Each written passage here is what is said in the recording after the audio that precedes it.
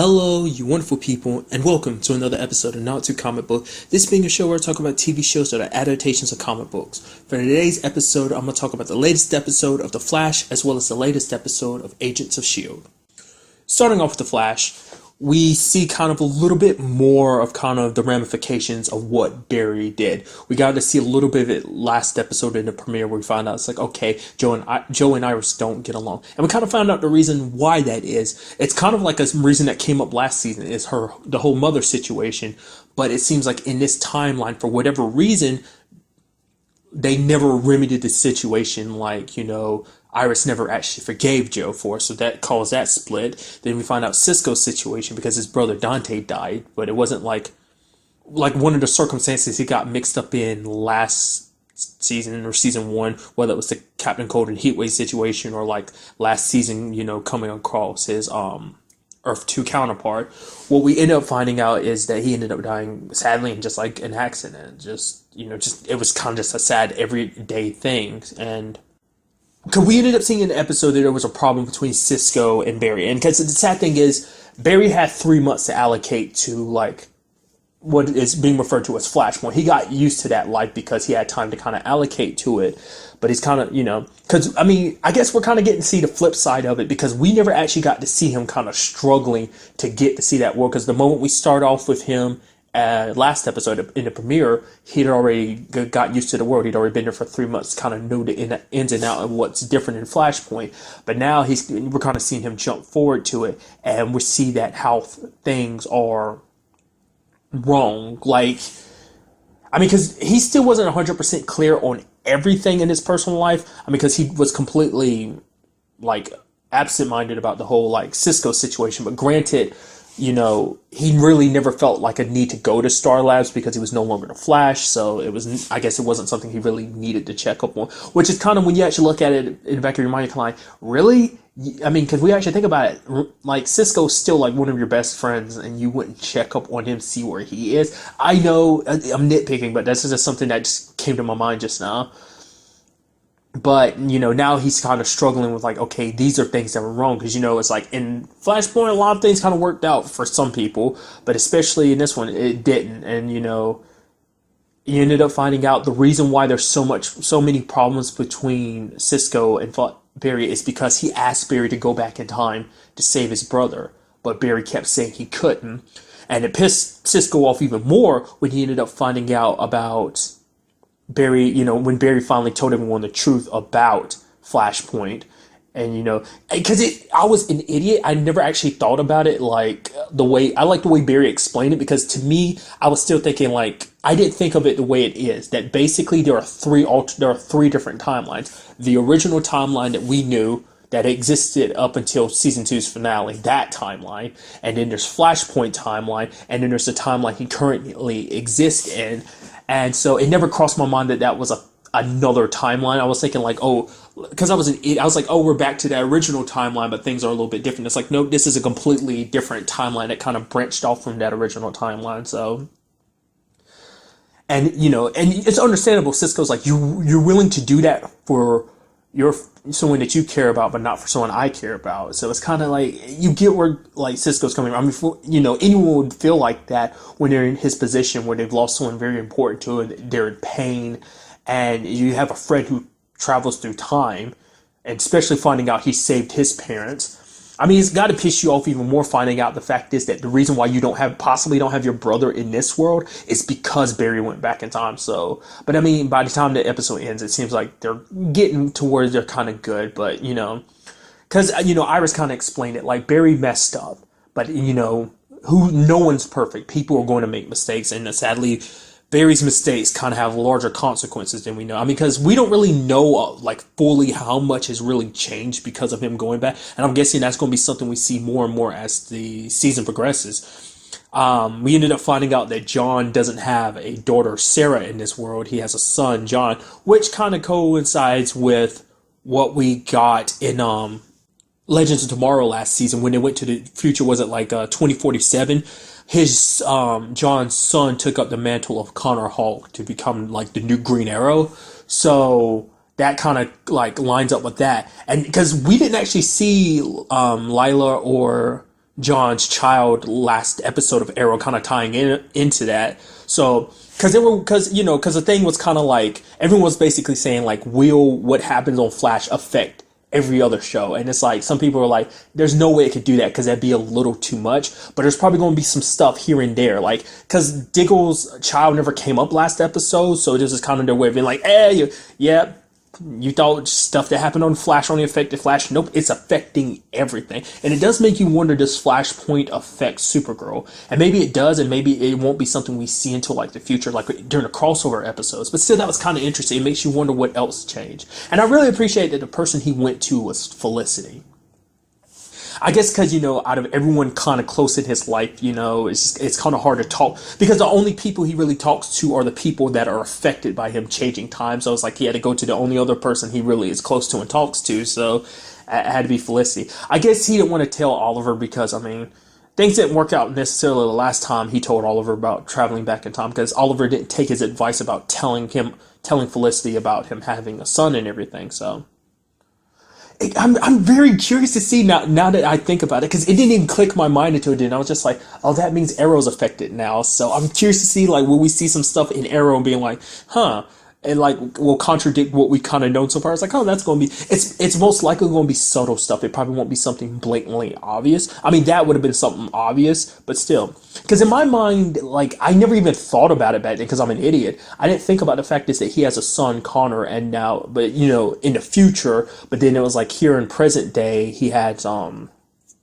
he had a daughter. I guess in my mind, I just assumed he had another kid. They never explicitly said that because if that was the case, Connor never brought up the fact is like, oh yeah, my sister's like that never was. So it makes it that much more interesting because you know what that means? That means they had a foresight of like, I guess all the shows come together and tell each other like what they're going to do with their respective stories. So it's kind of like, okay, Legends, we're letting you know that on Flash, we're doing a Flashpoint storyline. So there's going to be some stuff. Okay, you've already introduced Connor Hulk, John's son, John. So, okay, we can work that into Flashpoint too. And it's just like, dude, like, that's incredible. That I know it's like a simple thing, but nevertheless, I find that miraculous. It literally didn't click to me until just now. So, but I'm spending too much time on that. I'm pretty sure I lost the point I was making earlier, but I'll kind of try and get back to it.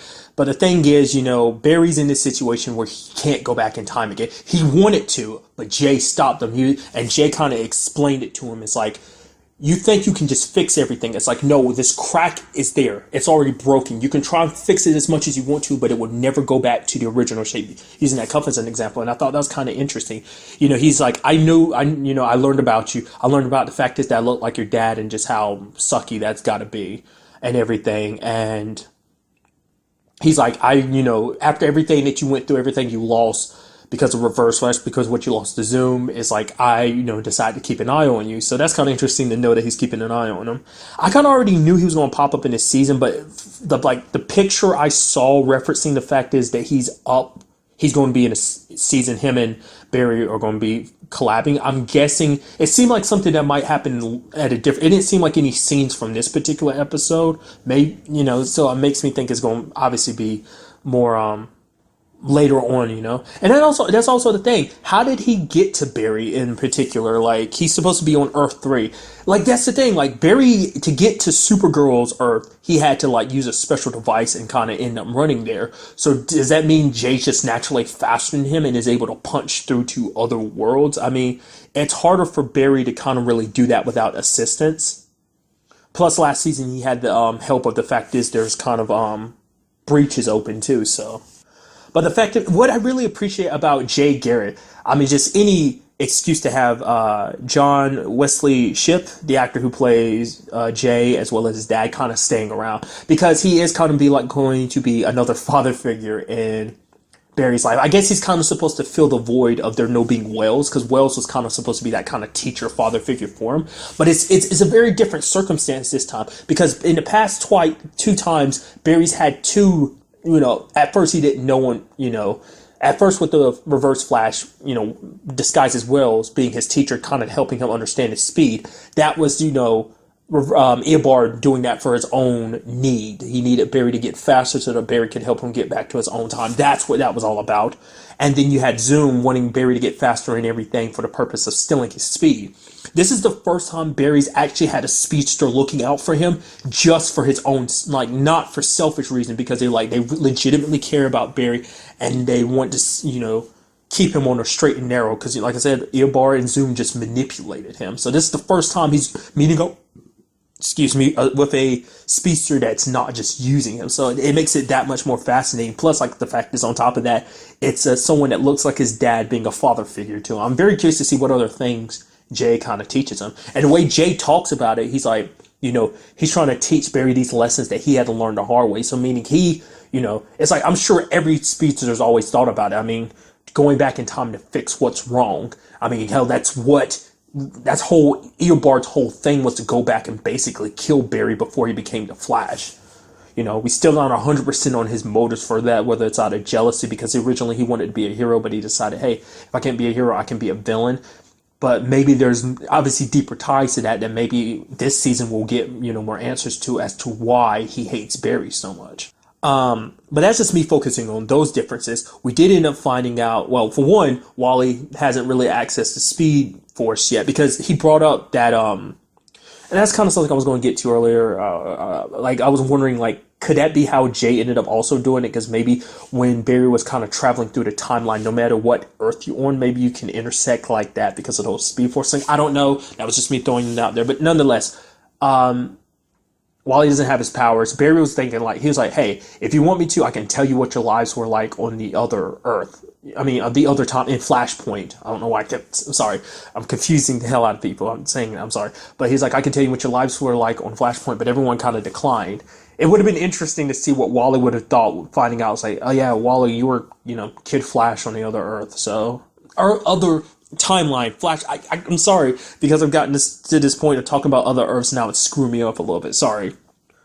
But also Caitlyn, because I was like, okay, so Caitlyn is, because I was like, literally nothing has happened to Caitlyn as it. I was like, wow, I guess, because even Barry comments on it in the episode. He's like, you're the most normal one out of everyone here. Nothing but me screwing over with time didn't screw you over. But it's like, nope, it did. She's Killer Frost now, which I was thinking, yes, that's so cool. I mean, she hasn't become Killer Frost, but she has developed powers, which is kind of interesting. And it seems like she is keeping a secret from everyone, which isn't too much of a surprise, because the same thing kind of happened with Cisco, because he originally kept his powers a secret. Maybe the reason why she kept them a secret in this world, this timeline, is because because of last season, because she met Killer Frost, and she's scared that if her having powers means she might end up like Killer Frost, and maybe she doesn't want everyone to see her that way.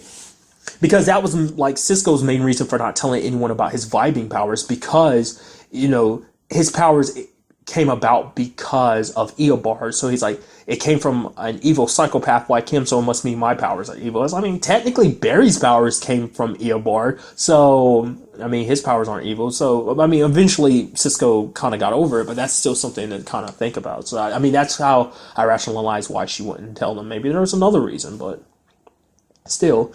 And also, kind of another side note, the fact is Barry and Iris kiss. Now, I find that fascinating, because this is technically the third Iris he's kissed. He's technically fourth, now that I think about it. Okay, he kissed Iris on Earth 2. He kissed Iris before he changed things back in, at the end of season 2, they kissed there. Then in last week's episode, he kissed Flashpoint Iris, and now he's kissing Timeline 3's Iris. I cannot believe it. It's almost despicable. If you think about it too much, it's almost despicable, because it's technically you keep cheating on Iris with Iris. It's weird when you actually think about it. It's I don't know. I mean, it's very fascinating, because it's I was curious, what Barry would do with this whole, timeline situation. Would he go back to try and fix it? Which, like I say, he tried to, but, Jay stopped him. So that kind of brings up the thing of no, he's stuck in this world. Things are staying the way they are. Subsequently, since last week's episode, I've watched some other stuff. I've learned a little bit more about Flashpoint in the comic book versus Flashpoint the TV show. It's kind of very different things, because a lot of stuff went down because like Flashpoint was kind of dealt with in one episode, him going back trying to fix things. It was like a lot more messed up and a lot crazier stuff went down in the comic book. But nevertheless, I'm guessing maybe they'll kind of feel like, because I know some crazy stuff happened after he fixed Flashpoint in the comic books as well too. So maybe they'll kind of combine the two, because we do have our main antagonist kind of set up. We kind of brought him up last episode, known as Alchemy, who at first I was wondering if he was actually Cisco or not, because I was thinking like, because the fact is he has powers similar to Cisco, because he made Clarice, the rival, remember his other life in Flashpoint of being a speedster. And I was like, whoa, the only person that we really know has a power to kind of make people remember stuff like that is Vibe. I mean, granted, for Cisco, it's always been like he can remember it, never that he can make other people remember it. But because that's the thing, like it also seems like, because they also brought up the fact that the alchemist didn't get his powers from the particle accelerator. He got them some other how. I mean, and they said like an alchemy. What the hell does that mean? I mean, granted, it's almost like you're saying magic without saying magic. I don't think they're going that route. It's just kind of like, it's more like magic in the form of science. Like he probably did some science crap to kind of create his powers. It wasn't connected to the particle accelerator like every other metahuman. And it seems like he's going around basically bringing every Inhuman. God, I'm mixing stuff now too. I'm so sorry. Crossing over to Marvel just then. I apologize. Metahumans. God, I screwed up so hard right there. He's getting metahumans that existed in Flashpoint and are bringing them to this world, basically making people who were metahumans in the original world kind of remember it's like, oh, you were a metahuman in Flashpoint, so now you're going to be a metahuman here. It was very interesting hearing the rival kind of talk about it, because he was like, he lived his life feeling like that, like there was something missing in his life, and now he knows what it was, and now that he remembers Flashpoint, and he's just like, you took that away from me, I blame you for that and everything. That's kind of why he holds such a grudge against Barry now. I mean, the way the episode ends, it makes it seem like alchemy killed him, but I mean, that's not something clear cut. And also another thing that changed, and obviously we have, is that Barry has a like lab partner named Julian, who Albert. That's it. I was about to skip his last name, but I remembered a second. Julian Albert. Once again, probably like something significant comic book wise. I don't know. Obviously, it seemed like everything's pointing towards him being Alchemy. A bit of a douchebag. Him and Barry don't get along. They kind of strangely dislike each other. Interestingly enough, I don't know the actor's name. I've seen it pop up before. I just didn't pay more attention to it. But Draco Malfoy from the Harry Potter movies. That's so cool. But they really hate each other. And I mean, he says the reason why he doesn't like Barry is because he doesn't trust Barry. He says like basically he sees Barry for the person he is. People think Barry's such a good person, but he kind of looks at Barry as like, oh, that's all an act. And I don't like things I can't trust. So that's why they have such a big problem. So I don't know. Like I feel like it's obviously kind of pointing towards him being Alchemy, but maybe that's not the case. I'm very curious to see where this all goes, because my mind is thinking like when it's all said and done, what we're going to get is like kind of like what we got last season with Zoom kind of bringing all his metahuman friends from Earth 2. So I'm like, maybe we'll get like an army of metahumans led by Alchemy. It's like what he wants to kind of make people realize who they really are, kind of draw out kind of missed potential, as you can see. So like I said, I'm curious what his ultimate goal is, why he kind of hates Barry as much as he does. And the fact is that he kind of dislikes Barry is what kind of made me think that it could be Cisco, just because of the whole Dante situation. Which I'll admit, multiple things action-wise in this episode. I always get super excited when you see like speedsters going up against each other. Like they're my favorite opponents to see Barry go up against, because they're zipping around the city, and then he kind of like takes a shortcut and then like comes at the rival's site and tackles him, and he's just like bouncing all throughout the street and everything. That was so cool. Plus the kind of 1-2 combo that Vibe and Barry did, where like Barry knocked him back, and then Vibe kind of knocked him back to Barry, and then Barry did a punch. And it was so good. I was tripping out. I was like, dude, that's so awesome. So a very good episode. Like, I mean, it seems like this season already is just stellar to me with just the story, and I'm just already hooked. And I'm so curious to see where it goes. I want to find out what else has changed. I hope they do, bring in a little bit of DC knowledge here and there. It's like, oh yeah, like, because I'm not the most informed when it comes to DC comics and stuff like that, but I know a little bit here and there because of everything I've come across, these shows, plus, some of the cartoons I've watched in the past. So, like, I have some DC knowledge, so I'd like to get some of that, presently. And also a side note, just because we're already getting Wally as Kid Flash. I don't know what the circumstances are going to be that kind of bring out his powers, but I'm very curious to see what is going to happen. I'm also wondering, will it be a situation where Barry eventually gets jealous because he's like, oh, there's another Flash around now. Like, maybe I'm not as useful anymore. I mean, in Flashpoint, it made sense why he'd have to be Flash, because it's like, okay, I don't have to be the hero anymore. I don't have to have being the Flash kind of interfere with my life. I can leave that up to someone else and just kind of enjoy my life, enjoy spending time with my parents. So, I don't know. I'm curious to see, will that become an issue. But literally in the back of my mind, I'm also thinking of other stuff too. I'm thinking like, will we get Impulse this season? His grandson Bart, just because all the freaking time travel and everything, and it just literally came in my mind. I think what got my mind thinking about it, because I was also thinking about other DC stuff I know, and I was like Smallville, and then the Speedster in Smallville is Impulse. So I'm thinking that just kind of got me thinking about it too. So I was like, would we get him this season? I feel like they wouldn't push that because it's like, well, you've already got Wally. But I mean, that really comes down to when they decide to give Wally his powers. Also, does that mean we'll be seeing Jesse? Because Jesse was affected by the whole thing last season too. So will we see a crossover there? Will we get Wells back this season too as well? I don't know. Like, I guess it just really depends on how bad things get. And like I said, based on from what I've learned from about Flashpoint and comics, like, I don't know exact details about things, but I did learn a little bit more about things being a little chaotic. So it's like, depending on how chaotic it is, will kind of determine how things will go. I'm just, like I said, I'm super excited about this season, and I cannot wait to see more. And now moving on to this week's episode of Agents of S.H.I.E.L.D. A very good episode on many different fronts. We had this whole situation going down.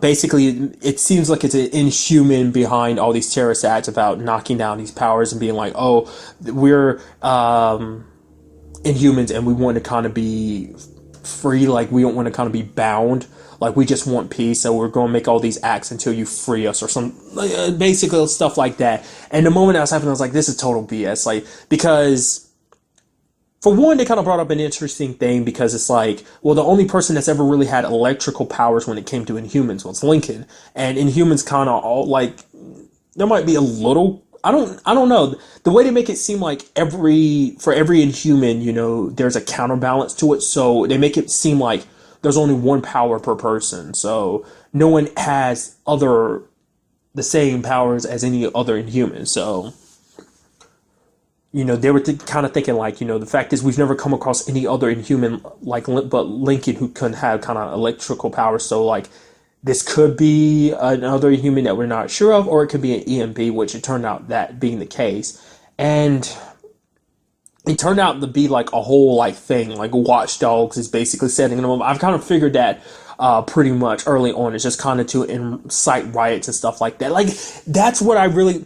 Like, it was a big divide last season, but it seems like they're taking that divide that was kind of already there a little bit last season, and it seems like they're amping it up even more. Because with every new season, like, the divide between human and inhuman grows with every day. And especially after a situation like this, it just kind of gets hyped up even more. Even when you had the senator going up there talking about the fact is, Inhumans can't be trusted. Like, we need to stand up and kind of essentially take back our world or something from... she didn't say this, but essentially might as well have said freaks or monsters. Which the moment she was up there, I was like, you're behind all this, aren't you? And it's like, it turns out, yes. I mean, she might not be the big player in all this, but she has a role to play in it.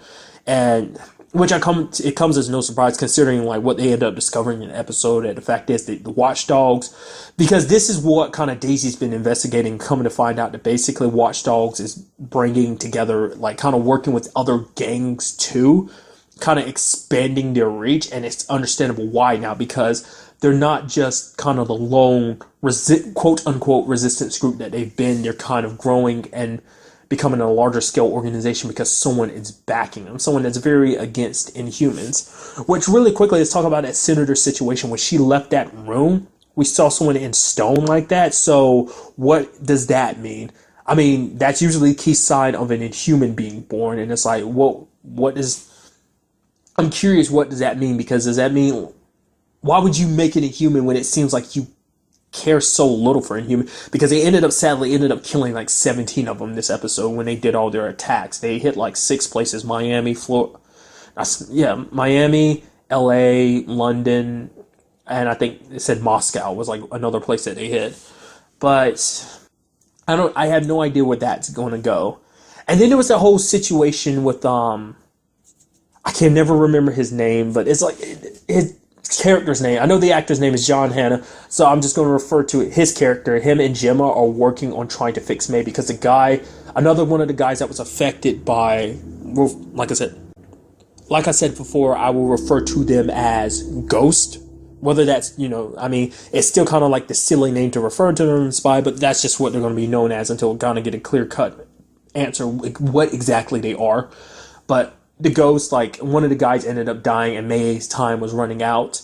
But John Hannah's character helped out. And I liked the whole setup he did when he put the headset up on her, and then, like, that kind of virtual diagram, like, basically of her brain and everything popped up. And it's like, that looks set the way that looked. And just like pulling the pieces out and just being like, oh, this is the problem. Essentially, the part of her brain was basically the part of her brain that controls the fight or flight mode was basically always on. So basically what happened with those other people were basically they died.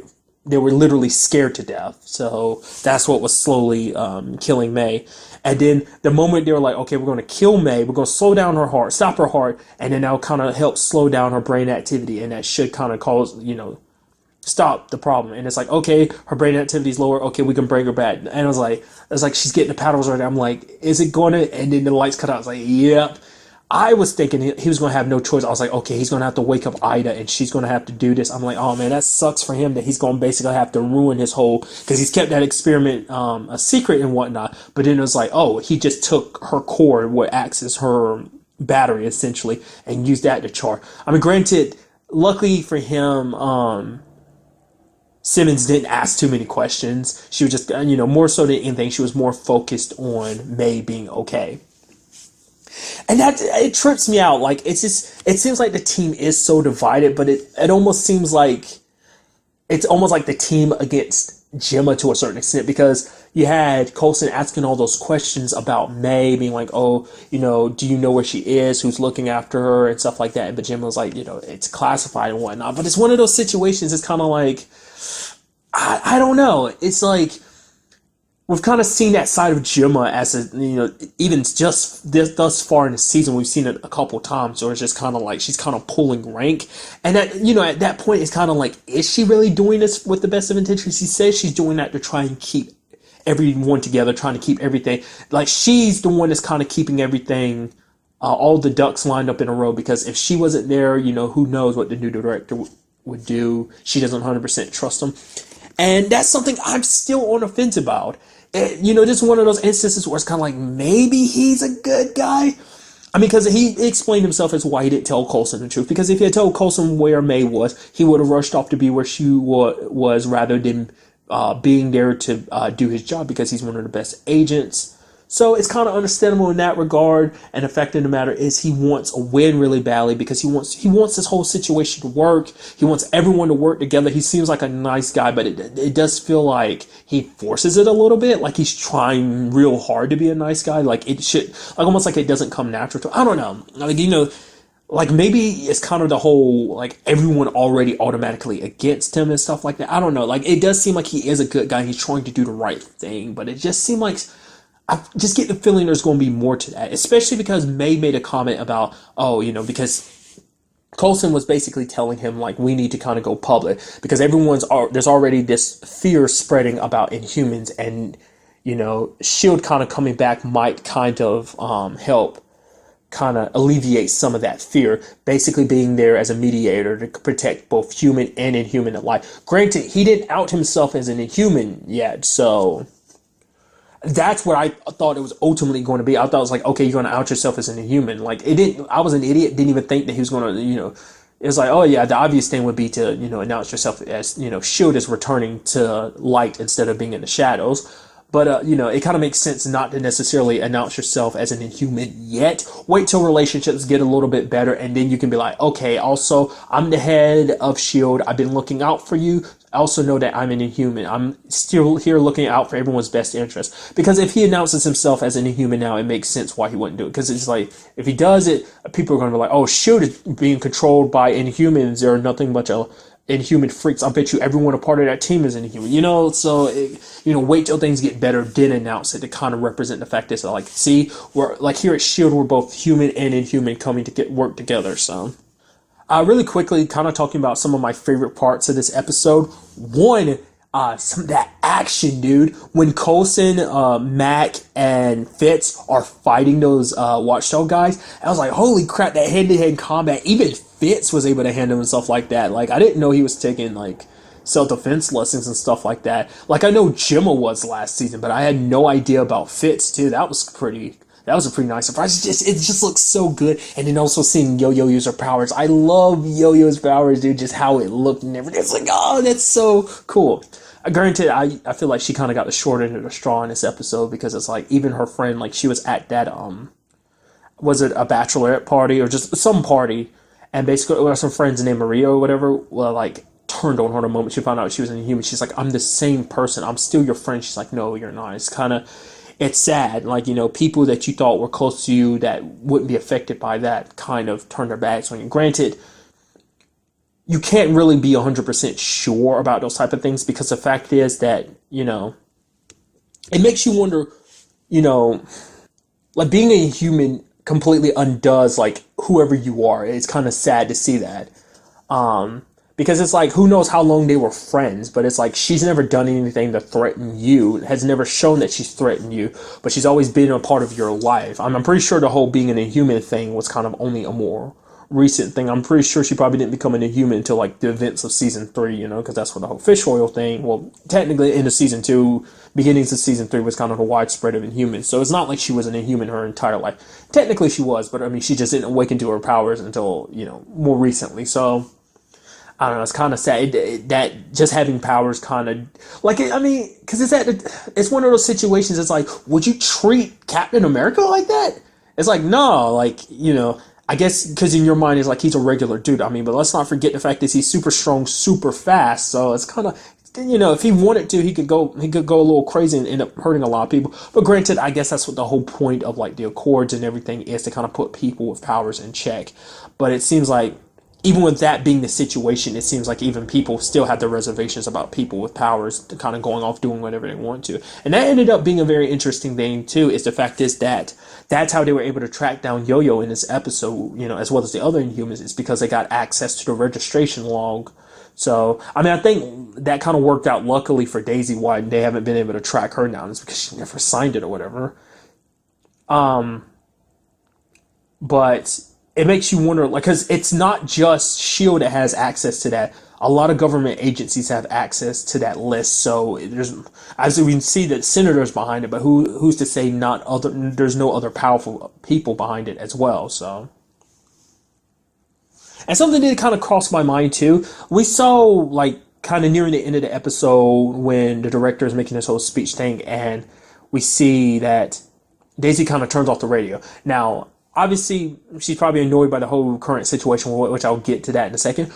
Or could that be her reacting to the fact that whatever went down that made her decide to leave S.H.I.E.L.D., could it be connected to him, and hearing his voice just kind of pissed her off and she decided to change the channel? Or was it just because she in general just didn't want to hear it because it's like, S.H.I.E.L.D., I'm not about to hear this about humans and humans kind of, you being here to protect everyone, just like she just got tired of it, so... But the point I was going to get back to, I was saying, is the whole Gabe situation. That kind of sucks. Gabe is basically like, stay away from my brother. My brother basically, Robbie looked out for his bro, but his bro also looks out for Robbie. And he realizes that Robbie has been kind of staying out late doing stuff. Because he doesn't know about the writer. And it leads to him kind of being suspicious of Daisy. Because, at first, like... I was like, okay, obviously he saw her use her powers, right? And in fact, but then he never really said anything. I was like, okay, maybe he didn't realize what happened. Maybe, because her power isn't something you necessarily see. But I was like, I was pretty sure he saw her lift up an arm and everything before she got hurt. I was like, okay, so maybe he did. And then it turns out he did. He saw right through her. He knows who she was, that she was Quake. He's like, okay, I'll keep your secret, but stay away from my brother, And Daisy leaves. So it's very ironic, I think, because he's talking about looking out for his brother. And it's like, technically, that's what Daisy's also doing, because she's looking out for him in a way that you won't be able to. It's like, she's there kind of keeping him in check to a certain extent. Like, you're there helping Robbie while she's off kind of, in a sense, helping the writer in a way. That's me just kind of putting it that way. I mean, really, she's helping Robbie too, but there's an aspect of Robbie that, he doesn't know about that, Daisy does, and she's trying to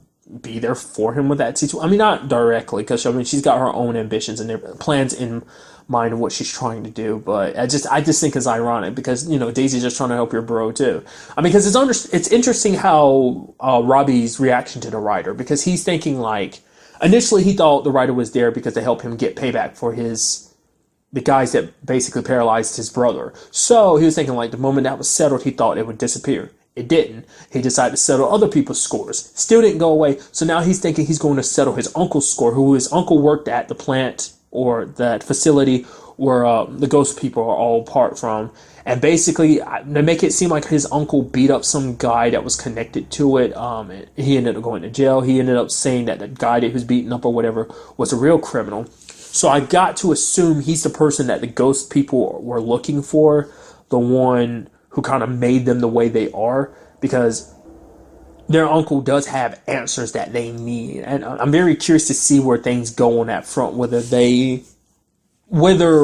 Robbie and Daisy will find a way back to each other. Because for Daisy, it's more complicated than, she's going to have to stay away from Robbie for her own sake.